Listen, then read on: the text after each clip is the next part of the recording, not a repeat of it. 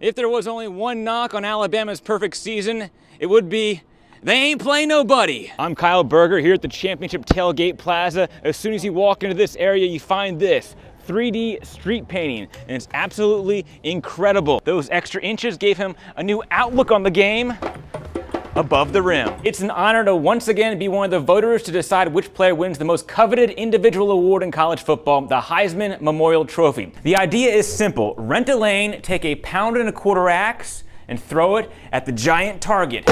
There's maybe a selfie with an Auburn football mannequin will do. When you wear pink pants, you better back it up with a strong golf game. Alabama alum Justin Thomas did that and then some in the third round of the U.S. Open. Jake is not just a one-trick golden retriever. In addition to delivering bats, he also brings liquid refreshment to the umpires. That's right, Guy. I think I found the fans that came the furthest. Let's see that sign. 821 miles. Andrew, where are you guys from? As far as the physical part, Jameis is really working these kids in the quarterback drills. The SEC's Offensive Player of the Year, Kerryon Johnson, will be in Auburn's backfield Monday for the Peach Bowl. Through 68 innings pitched this season, Casey has 94 strikeouts to only 6 walks allowed. Freshman Colin Sexton, the game-winning shot, a floater with a trajectory, kind of like the Gateway Arch right behind me. Players clean up campus for about 4 hours after every spring practice. Players tell me the most difficult part is not the sweeping or hauling off this massive tree, but the hardest part is going home.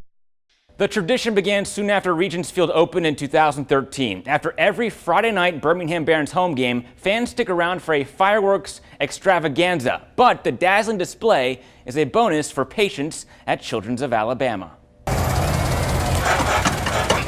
The setup begins after the 7th inning. When we start bringing out the fireworks, we're always checking out Children's Hospital. 2 blocks away, they come to the 8th floor waiting area for a pyrotechnic get well card in the night sky. Every Friday night, the Barons have some fireworks right here. Is that something you're really looking forward to every Friday? We'd love to see the kids. They're plastered against the windows looking out. I've actually been up there myself and got to see the fireworks from up there, so it really is a great view. One of the faces you might see, 8-year-old Bryant Lay. He has AML leukemia, acute myeloid leukemia.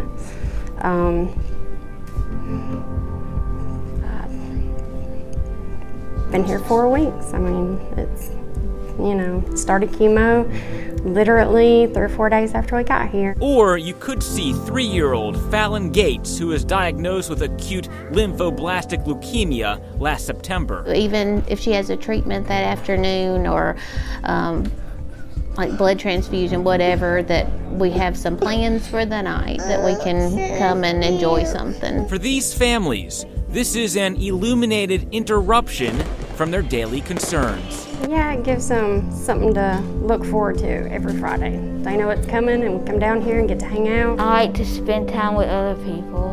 Thousands of fans look towards Children's of Alabama. For the children looking back, it's a moment that means more than we know. It's really great. It's like you could just reach out and touch it. Very good. A touching tradition of brilliant bursts for a captive audience. In Birmingham, Kyle Berger, WVTM 13. Hundreds of Alabama fans showed up at Media Day to see their favorite Crimson Tide players up close, but not close enough to ask them a question. Now that's where I come in. Hi there, how are you? Good, how are you? You have a question for Hal? Sure. So, tell us what's the most Funniest thing that you have experienced from Coach Saban? Anytime like anybody complains about like being sore, or being tired, or anything, or just not wanting to be at practice, he always gives some sort of witty response saying like, "Oh, you think you're tired? Like, this is what's going on in my life, and I'm that much more tired than you." Philip, you got a question for him? Ask him. Yeah, can I touch the trophy? When we get through winning it. Roll Tide. That's up to Coach Saban, but I'm down with it. I'm cool with it. I am a big Bama fan. I'm also a graduate of Bama, but I was just wondering how it feels to be playing in your first national championship game. in Roll Tide. Honestly, words can't explain, this to be in this position.